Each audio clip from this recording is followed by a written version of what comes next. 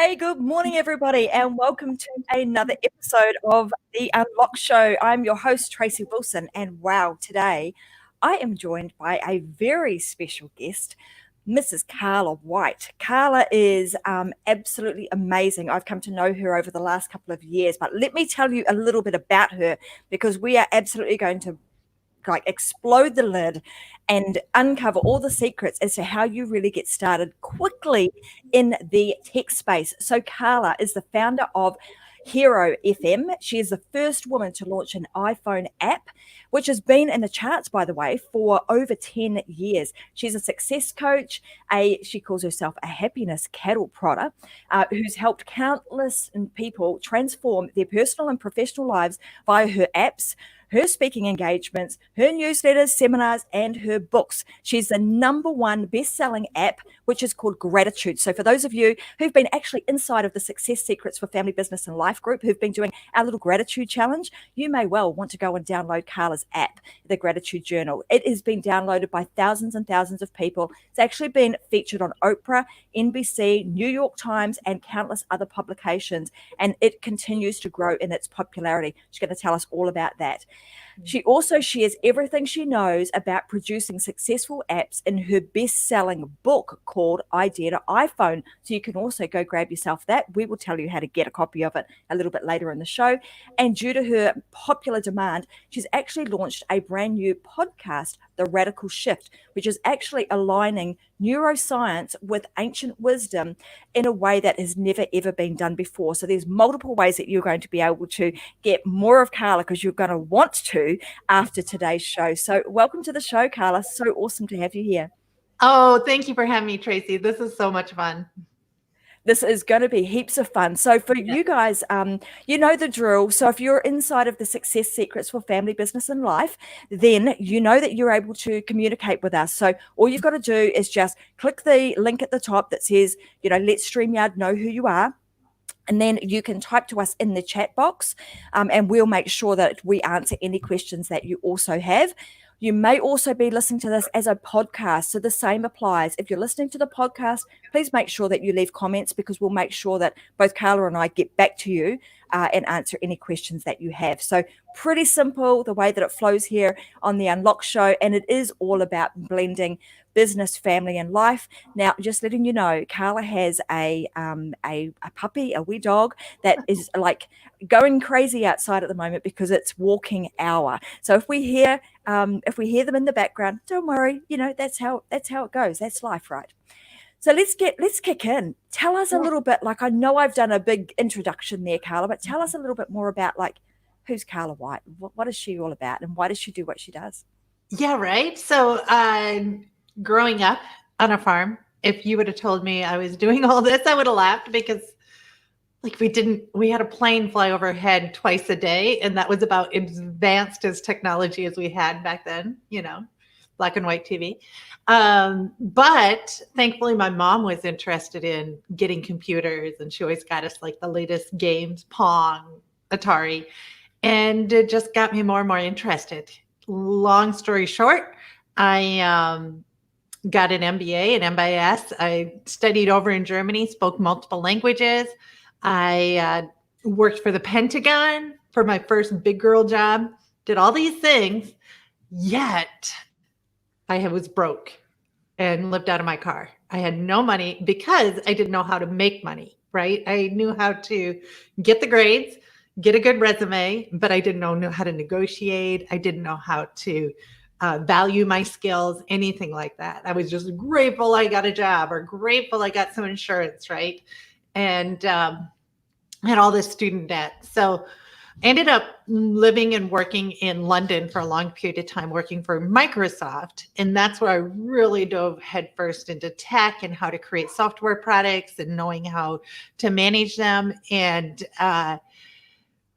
when my gig with Microsoft was up in London, they told me, look, you can go back to America, code there, or we'll let you go. And I chose to be let go, not to go code in Seattle.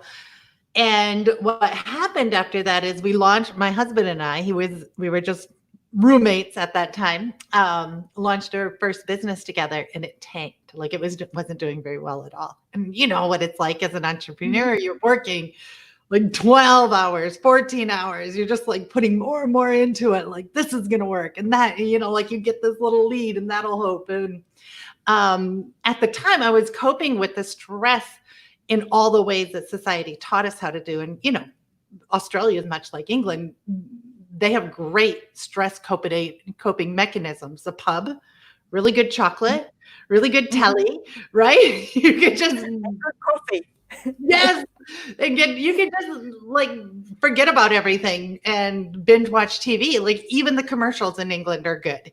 So I wasn't coping with the stress. I was just ignoring it, and as a result, I started to get sick. I started to get ulcers. I started to get insomnia. All these things that were happening to me that I never had happened to before. And right when I thought it couldn't get any worse, I got that middle of the night phone call from my brother that my dad had suddenly passed away. And that's when like my whole world came crashing in because I wasn't dealing with the stress anyway.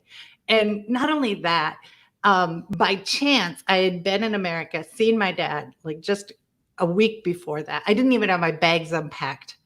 And I noticed when I was home that something wasn't right. But I didn't say anything to anybody because I wanted it to just be a nice vacation. Like I was a master at avoiding stress by then and avoiding difficult conversations. And so I didn't say anything. And because I didn't say anything, I blamed myself for his untimely death and carried that on my shoulder, like to the point where I was driving down the M4 as fast as I could in my little Honda, just hoping it would flip. Like, I just want this pain to be done. And my husband thought, well, let's get you back to the States. Let's do something. So we moved here back to the US where I'm at now, and it was only going to be a year. And it got worse because then I had culture shock, failed business, cold weather, all this stuff to deal with on top of it. Like my family was all weird and we had this big gaping hole in the dynamics and ended up in the hospital, double pneumonia when I hit my rock bottom. And that's when the doctor was like, here's something for your pneumonia and you better get your depression checked out. And I'm like, depression? I don't have depression, right? And that's when I discovered keeping a gratitude journal. I didn't know what it was. I just Googled like everybody else does when they have like a big wake up call. How do I handle this? Go to Dr. Google and started writing down a few things each day that worked out. And it was 2 months into this little experiment when I was out for a walk, thinking about all the things I was going to write later. Like I got a job offer from NASA. I slept really good. I'm losing weight. All these things that were happening. And I was like, oh, what's the silver bullet? What was the thing that I did? And I went through, is it the fish oil I'm taking? And then I finally hit it on the gratitude journal. And that's when I thought, I got to tell the world about this, and decided to make an app. And nobody was making apps. I was the only, I had to explain what an app was when I did it. I had to explain what a gratitude journal was. Now they're both very common, which is good. So at that time, I mean, given your experience with Microsoft, and obviously you knew a bit then about the technology, and then going through, that experience yourself and hitting that rock bottom and really thinking about, what do I need right now?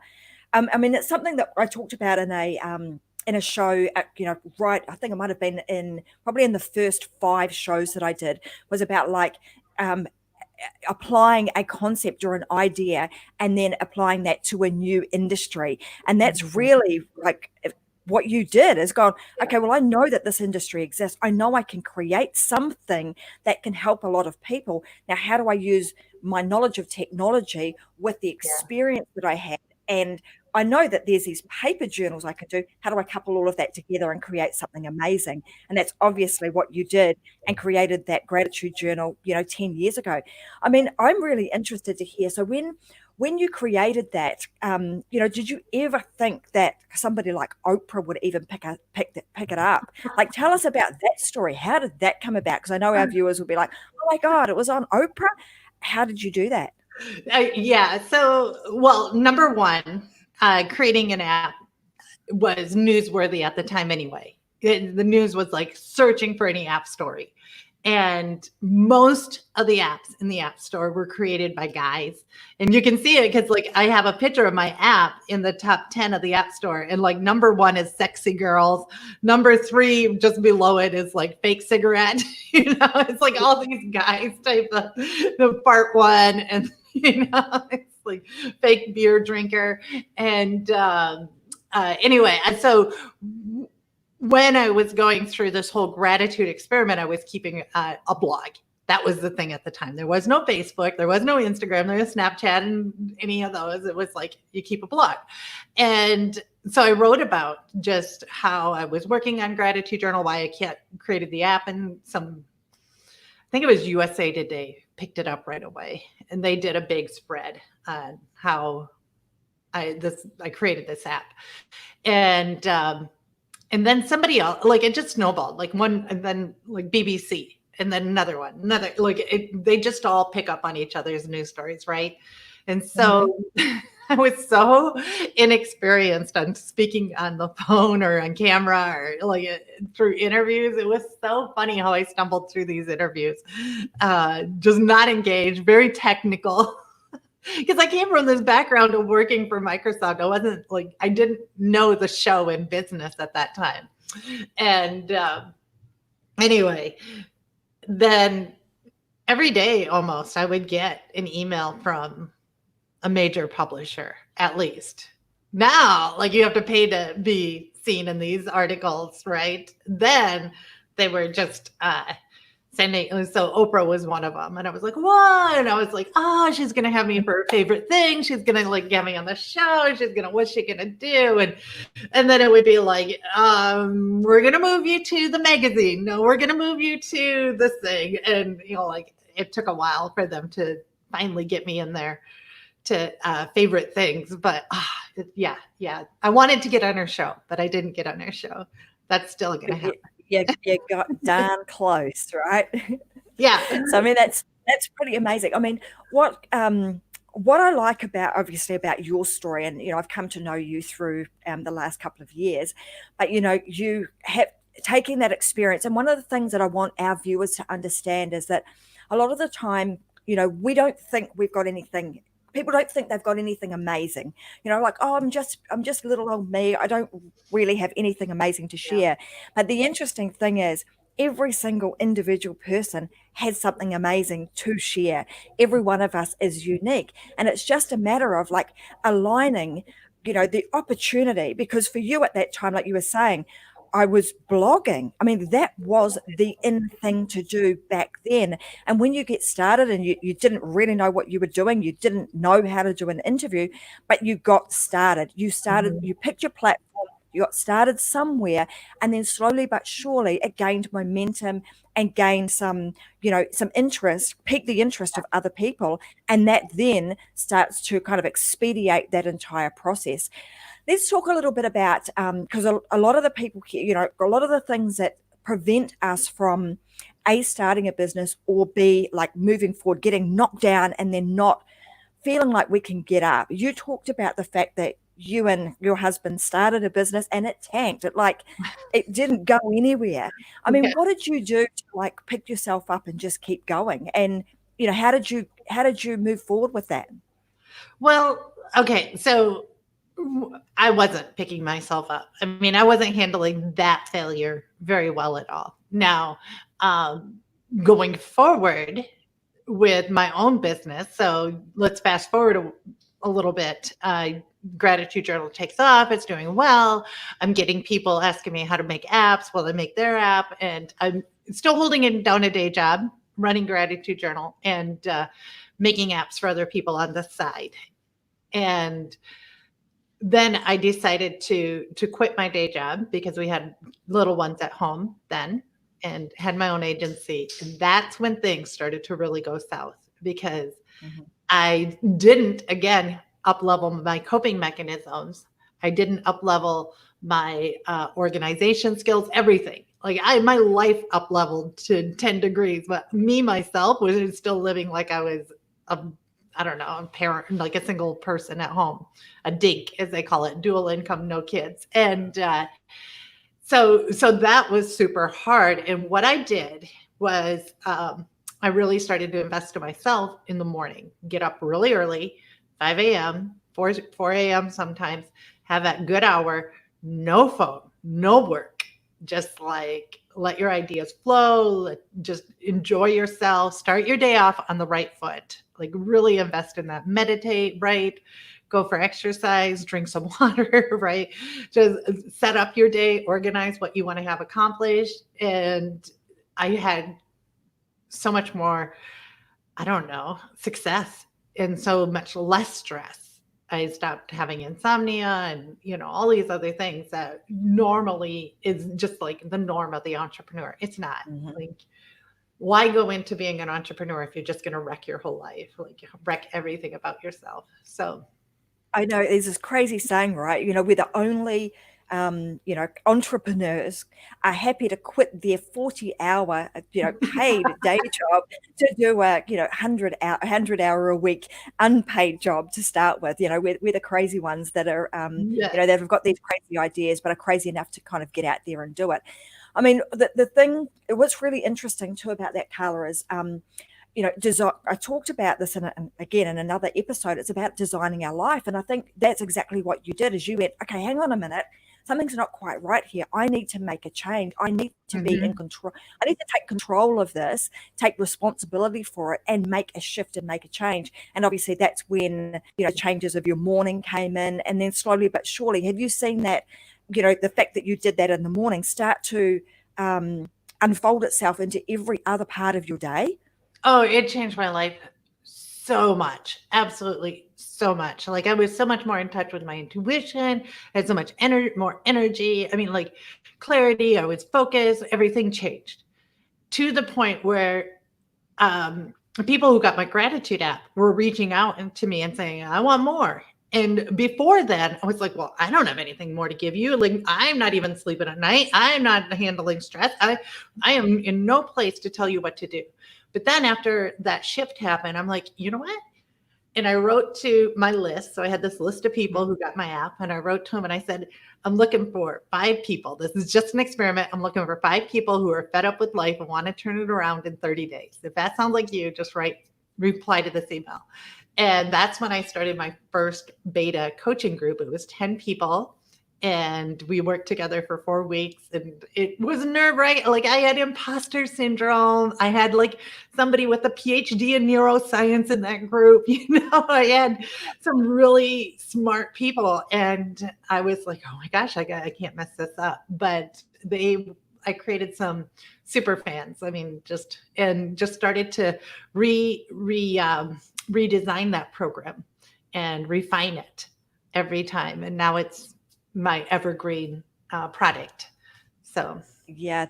that's so awesome. And again, you're seeing this pattern, guys. Are you seeing the pattern? It's like get started, and then things just slowly but surely unfold. Let's Yeah. talk about this. Like the tech industry is, like you pointed out, is chock a block full of males. Mhm. Why do you think it's so important for for women to stand up and actually take ownership of some space in that tech space? Uh, And if so, how do we do that? Sure. So, one thing, when they talk about women in tech, yes, learn how to program. That always helps to know what's happening there. But mean just to yeah, there's a big I got bigger. Oh, now it's just me. You did. You got real big. So what I mean by that is don't just learn how to program. Like what we need are women who are designing the apps, who are running the show, who are the managers, not just the programmers. Not that being just a programmer is a bad thing, not at all. But you need women running the show. And the reason and it's not just women, we need a whole diversity of people because everybody connects the dots differently. And how we connect the dots is different than a lot of people, a lot of guys who are in Silicon Valley connecting the dots. And yet we use over 50% of the products out there, the software, the apps out there. that are being designed by guys. And so if you come in with your own perspective, and I came in really early and I was the only sort of feminine app on the whole app store. They were all masculine apps, and there still are. And there's still a lot of low hanging fruit in the app store too. To say that it's like those days are over is a misnomer. There's still some opportunity out there. So in terms of like now that we've established that, and Wendy Shankel was on the show a couple of shows ago, and we were very much talking about how to sell to women and why it's important that we as women come to the party, just as you've just said, to actually be the developers, be the people that are actually running the show, because of the fact that women control about 85% of the spend of the, Yeah. and they hold the purse strings. So if that's the case, there's a huge opportunity, not to say that men shouldn't do it, but partnering up with a female in your team would be a really smart thing to do, because we can give like you say, a different perspective and a different way of doing things, bring something else to the table. I want to go to, you mentioned that, there's this misnomer that apps are kind of been there, done that, a thing of the past. You've alluded to the fact that no, that's not the case. Tell me more. Yeah. So, well, there's still, if you go into the App Store and you look, or like some of these websites like App Annie that tell you the stats of apps, you can look at apps that are still selling strong, but have not been updated for maybe a whole year or two. That means that the owner built it and forgot it. And you can go in there, and most of the time the design is pretty poor, because in order to have a really sticky app, one that people open over and over and over again, you have to build in triggers that create endorphin rushes and oxytocin rushes in the person's body, and that's programmed in. So, for example, they take some, I think it was monkeys, and they rang a bell and gave them a fruit. So when the bell rang, the monkeys, I think it's oxytocin, I don't know, happiness chemical shot up. When they got the fruit, it like started to flatline. So it wasn't actually getting the prize that made them have that rush. It was the anticipation of it. So then what they did. Dopamine. What's that? Is it dopamine? Yeah. What's the other one? Not dopamine. Yeah, I think, anyway, there's another one. Mm-hmm. But it will say it's dopamine. I don't think it is. Anyway, so what they did is they randomized the fruit that they gave to the monkeys. And when they did that, when they randomized it, like sometimes they would give them double, sometimes they give them none, sometimes they would give them something they didn't like. When they created that random reward, and when they rang that bell, the dopamine spiked even higher. So when you look at your apps that you're most addicted to, it's because of the dopamine rush of what you're going to find when you open it up. For example, Facebook, friendiversary, who liked my comment? What am I going to find? And there's different dopamine rushes built into all the design too. Like if you look at Pinterest, there's a dopamine rush called the hunt, where you just scroll and scroll and scroll, and then, oh, I found something. And so really, as humans, we are now on these dopamine highs that are so unnatural, because we're constantly having them pushed and rushed and rushed and rushed and rushed again. So like reading a book doesn't give you that big of a high as much as like scrolling on the phone, because you get it like that. And so it's a bit like alcohol tolerance. When you drink a whole bunch of alcohol, your tolerance goes way up. It takes you a lot more to feel the alcohol. So the same thing is with our dopamine. It goes way up. So I kind of diverted there. But if you know that and you design it into the apps that don't have it, the apps that don't have it are the ones where you open it up and it's the same thing every time. Boring, boring, boring. And people fall off that. They don't want the same thing. They want it to be different every time. So if you can design that in, and I have a whole course with like a whole list of different ways to do that. There's a product right there. It's already been proven that people like it. Now make it more addictive and make some So money make off of it better, faster, stronger. Yeah, it's it. doing Exactly. taking something and applying, some new, like you say, that it was dopamine and serotonin was the Yes. other. So yeah, so we're applying those principles, and I know you've got a program that teaches that, but Yeah. also again a show back we talked about the 8 psychological triggers that you must have inside of your membership area. So it's the Yeah. same sort of principles apply. It's like, Mhm. how do you get somebody interested, get them hooked, and keep spiking their emotional peaks so that they Yeah. want to keep coming back. Exactly. Exactly. Mm. Yeah. So let's talk about this. You've mentioned why do you think being a woman in particular has served you well in this industry, or has it? Well, it has because it's gotten me a lot of speaking engagements, I think, and because it's a novelty. I published a book and all that other stuff. Um, the hard part is like when I'm launching and I want buyers to take me serious, and they see it's a woman running it. And I think it goes both gender ways, right? Sometimes there are a Mhm. few women that'll go, I just want to buy this product because it's a female run product, right? There's some awesome women supporting women out there like that. But I think it's even harder. So, for example, I'm launching a new product, which we'll talk about in a bit. But Mhm. the gentleman helping me program it, he pushes it out there once or twice. I do most of the marketing. He does it once or twice. And people are like, oh, what's this? And he does it like kind of messy and not very good. And, but I think it's just because it's a guy with a software product. So then that makes sense to them. A woman launching a software product is still kind of like, oh, what's this? Is it gonna like be cute kittens flying across your screen, or what is it gonna be? They're not taking it terribly seriously. Just Oh, the she myth at play there, right? yes, yeah, It's like yeah. she couldn't possibly know how to do something like that. I know. Yeah, yeah, right? It's still like that a lot.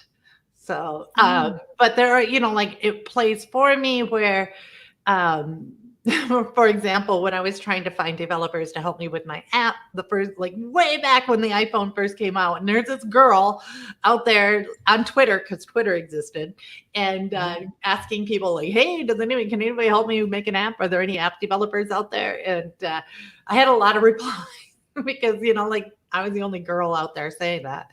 And so, and there are a lot of guys that help me out tremendously. So, Yeah. yeah. Absolutely. Well, Mhm. let's switch this up a bit because I'm really excited. Like you being, one of the first woman to create an app. You're now on like this little journey of creating something else. So Yeah. let's talk a bit about that. So, Carla has a brand new product coming out called Hero. I'm going to put on the screen here where you can go and like check it out. But we're going to talk a lot about that right now. So tell us about Hero. Tell us. A, how did you get started? And I want, by the time we've kind of finished today, get a bit of an insight for our viewers as to if they want to get started quickly, Yeah. how can they do that? Oh, I got something special for him. So, Right, beautiful. um, okay. So when I was doing my challenge, the back when I wrote to those 10 people and I refined that little evergreen thing, it was for a little while there, 21 days live in Facebook. So every day in Facebook, I would go live, except for on the weekends, give them a chance to catch up. But I noticed, like after day 3 or 4, people started to fall off, like showing up for the lives. And that really got me feeling, I don't know, it bugged me so much because they would blame themselves. Oh, I'm too, like, I'm not organized enough. I can't do this. I can never finish anything. And that was counterproductive to why I wanted them to join this challenge anyway. It was to reset their mindset. That was the name of the challenge, mindset reset. It was to build their confidence, not diminish it. And so I started to pull the audios from all the lives and send them out to them. Like, here's a Google Drive. You listen to this. That way you don't have to show up for the lives. You can just pick up your kids and listen. And that was like, people love that. In fact, I started to notice that the conversion rates for my next higher level ticket item was like way easier, way faster because I was in their head. They were listening to me. And it got to the point where like every day they just like hit play and listen and they got addicted to it. So now what? Um, and so that was like, it was really fascinating. So I'm like, okay, well, I'm going to make this the core of the program. It's just going to be audio and the video will back it up. That way, like, they can never say, I don't have enough time to show up for this. Like, you just have to hit play and listen, and you can do it while you're getting ready in the morning, cooking your dinner, whatever. Just, find 10 minutes every day and listen. And I duct tape a solution together by just using a regular podcast RSS platform.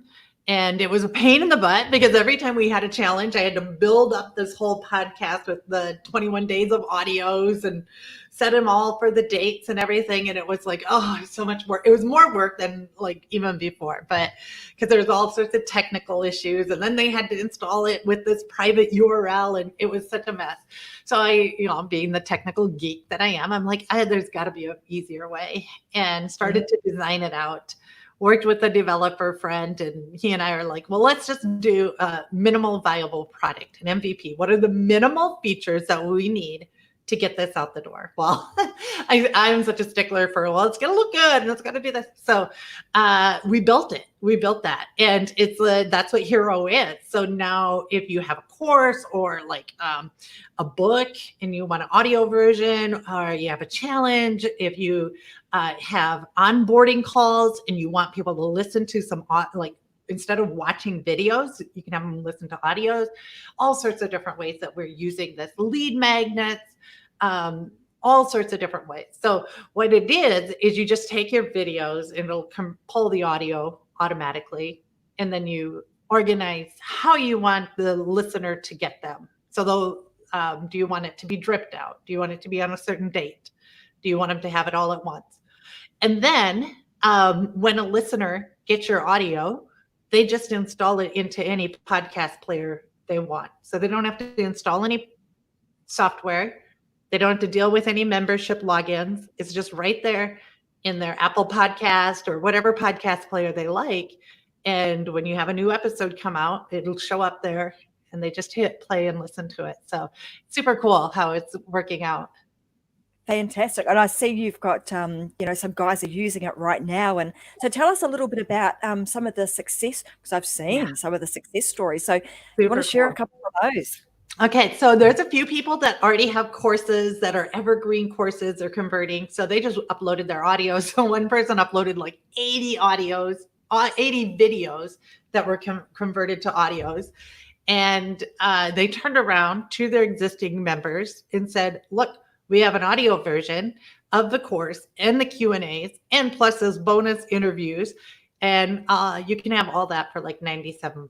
And, like they did it in a live, they made thousands of dollars like in an hour because people were buying it up. They're like, yes, I want this. And then they took it and they add it as a bump or an OTO on their offer. Yeah. So those are really easy, quick wins. Other ones are fast action bonus. So there was a gentleman who was doing a contest and he said, look, if you get in today, I'll give you everything in audio format so you can listen. You don't have to watch all my training videos. And I think he had like 3,000, 4,000 listeners sign up, like people grab that fast action bonus. So yeah. And then we have people who are using it for their audiobook for their free plus shipping books. So that's really fantastic. Cool. So some of our audience may not necessarily be familiar with OTO or order bump or any of those sorts of things.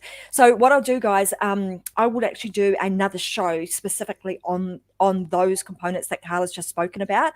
But what she's saying is that, you can add that. We've talked about building out offers previously. This is a great way to be able to add additional value to any offer that you have. So I'm really, really interested in seeing, we've got some brand new products coming out. Interested to see how we can apply this to some of the things that we're bringing out in the future too.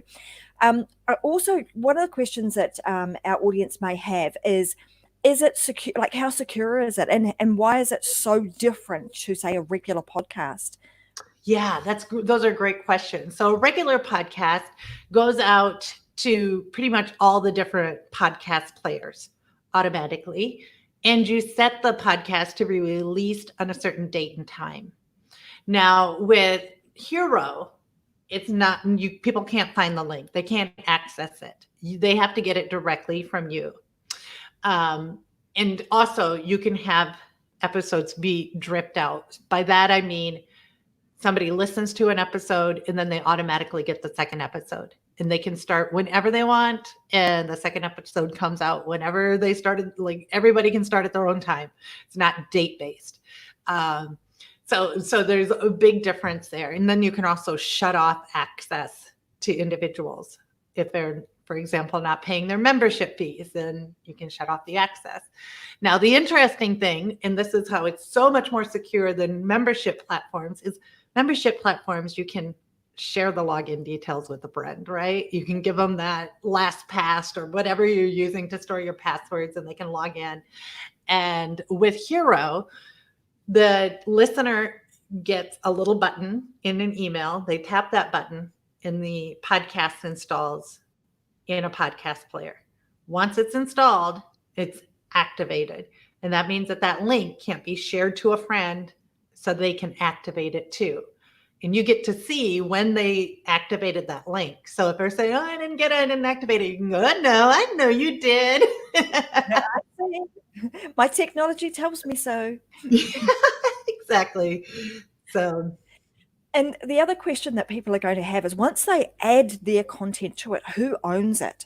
Oh, that's you. Yeah. That's 100% you. And that's in our terms, right? That's, we lay that out. This is all your content. So we're just really holding it for you and distributing it. So you don't have to worry about that. I mean, maybe you never dealt with this, but I was dealing with like Google Drives and then they get it downloaded to their phone and then they got to fumble. Where is it? It's just messy. And then so many other people are like, well, I'll make an app for my class or my course so they can listen to it. Well, don't do that because that's like $50,000, just to make an app. And then you have to maintain that software too. So this way you just set it up and you forget it. And super simple to do. It takes like 2 minutes to set it up. It's so awesome. So guys, if you want to go and check more out about Hero and how to use it, if you go to www.hero.fm, Carla's got a whole lot of like frequently asked questions. So if you're, sitting back thinking now, oh, but what about this and what about that? Go to that website because it covers a lot of the questions that you probably are looking for the answers for right now. They're already on there and it's really simple to get started. There's like this big purple button in the top right hand corner that just says join Hero now, and you can click the button and off you go. So for somebody who's wanting to, like, say someone wants to get started, so Hero, getting started with that is going to be super simple, and that means for you guys who don't currently have a program, you could actually create your own program very simply with just this piece of software. So creating your audio version of it and just putting it on here and then making that a saleable product. That's kind of cool. And then for those of us who have got, products already, well, you can add it to the product mix, right? Or if you are camera shy, like I was about a half hour before I had to get on with Tracy. I was like, do I have to go on live? I don't have to put on lipstick. And guess what? With Hero, you do not have to wear lipstick to do your training videos. You can quiet. Yeah, you can be a mess and nobody will know. Well, there you go. I mean, some people don't want to do, this live face-to-face stuff. That is the answer and the solution for you, right? Yeah. And I did my whole training only audio. So they do like it. The audio industry, audio learning is like over 5 billion and it's growing by 25% a year. That's a lot of growth. And yeah, that's a ton. And it's because people are, how many more books do you listen to than you read? It's just the natural way that we listen and learn now. Beautiful. Well, I want to recap a couple of things because it's been, loads and loads of value you've shared today. But I think there's some key things that I've picked up that I think our listeners, in terms of taking action, guys, there are key things that Carla has said. So the first thing is just get started. And I say this over and over and over again. It's just, don't be afraid. Just find the platform that works for you and just get yourself started, get yourself some momentum. And don't be afraid, because you're probably going, there may be some failures along the way. It's okay. It's all part of the learning journey. The second is, Carla mentioned something called, can I just confirm, was it called Annie? Yeah, App Annie. App App Annie. Annie. There you go, Yeah. guys. Go and Mhm. check out App Annie. Tell us a little bit more about that, Yeah. because my ears pricked up when you said that. Right. Yes. And this is like, unless you're making apps, you don't know about these different tools, right? So App Annie, there's others. Just if you Google app analytics or app ranking tools, anything like that, because if you just look on the phone, what are the number one apps selling on your phone? It's only going to show like your region, and it's not a full picture. But if you go to App Annie, it'll show like overall in the whole world. And hey, guess what? You can make a really good app for China or for Singapore, other locations, not just in the US. So you get all this other information, what's selling, what's not, how much are they making. You get tons of information. Mhm. So research is key. So I would say go check out that App Annie. And like Carla said, go and have a look at the ones that have, been selling really well and that haven't been touched for like donkey's years. There's like I'm all about finding the opportunity, in the needle in the haystack. Well, there it is. It'll be glaringly obvious that these are ones that have been selling, have not had anything to do with them, huge opportunity sitting right there. And if somebody wanted to get started really quickly, what do they need to do, Carla? Well, to get started creating apps or Well, for Hero, it's simple. We click a button. yeah. But yeah, if I wanted to create my own app, how Yeah. simple is that? I don't know what the exact URL is, but if you go to carlawhite.org/resources, towards the bottom, I have a freebie. It's like a synopsis of my book. Like, what is the roadmap for making an app? What's the steps by steps? And it gives you an overarching picture of what it takes, what sort of skills, how long to, like what sort of money to invest. And that would be a really good free resource to go to. I do have a book, Idea to iPhone. It's about a process. It's not so much about technologies to use. So it's evergreen. But yeah, that would be a really good first place, is just to get that free download. Well, that's brilliant. So, guys, I will make sure that we put those links that Carla's just given us so kindly into the comments, so that you can go and pick those freebies up and, give yourself a bit of a. She's very, very good at like road mapping things out. I know this. So go and download that. It will be your fast track to getting that stuff up and running. Thank you, Robin. She's already put it in. She's already ahead of me. She's already got it in the Ah. chat right now. So, Carla, like, we've covered so much ground this morning. Is there anything else that you want to leave our viewers with before we kind of dial out and let you get on with your day? Because I know you've got an excited little dog outside that needs to be walked. I think he's been taken care of. Really, you're never too young. You're never too old. You're never in the wrong spot. You're never in the wrong location. Right.